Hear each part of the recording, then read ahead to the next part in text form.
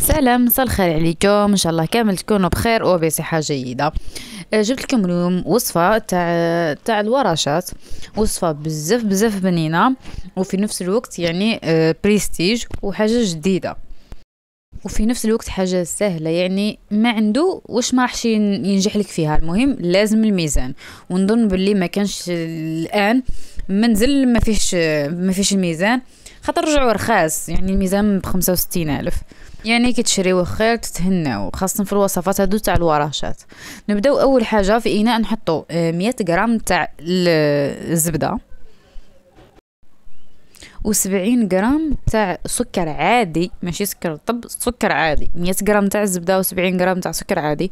راح نعاود نحط لكم الوصفه بما انه بالغرام، نحطها لكم في صندوق الوصف. ونزيدوا عليها حبه بيض نطلعهم بالباتور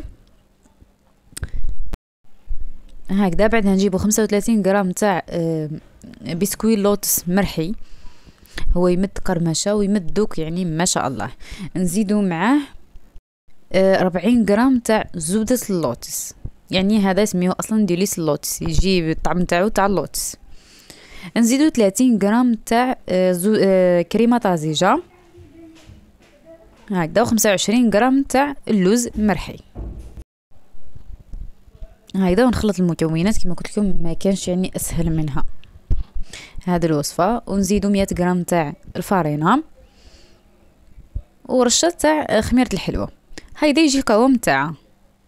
بعدها نجيبو هذا المول، يعني حالته حاله تلمو نطيب فيه الكعكات على بها في هذاك اللون كحل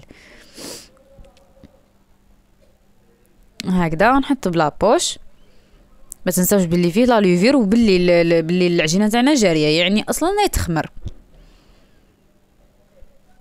هكذا. ونحطها طيب. هذه بعد ما طابت هنايا انا تقلقت، ما على باليش علاش، وراح نديمولي فيها وهي بارده. شوفوا كيفاش لصقت لي.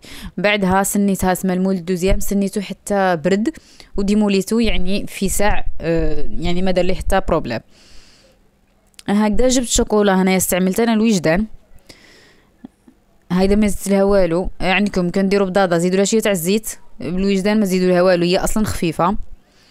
زدت لها شويه تاع راحت لي الهضره، شويه تاع بسكويت لوتس نحطوه في الشوكولا هذيك، ونديرو بالطريقه هذه. يعني الوصفه اسهل ما يكون، وانا نحاول ندير لكم الوصفه قصيره وباش ما تملوش منها وما تملوش مني. ماما انا ماشي من النوع اللي يهضر بزاف ولا يفهم بزاف، على بها كي ندير الفيديو طويل ما نلقاوش نقول فيه، يعني نقول لكم الحق هكذا.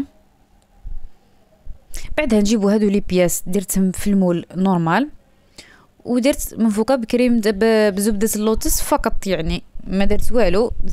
كريمة زبدة اللوتس حطيتها في اون بوش وحطيت بالطريقة هذه. يعني لازم نجربوها هذه الوصفة، وتجي بزاف بزاف بنينة وسهلة. المهم لازم الميزان، يعني لازم يحضر. هذه هي الوصفه تاع اليوم، وجدت لكم بزاف وصفات. نتمنى انكم تشجعوني في التعليقات وتقولوا لي الوصفات اللي حابينهم نحطهم لكم، والى اللقاء في الفيديو القادم ان شاء الله.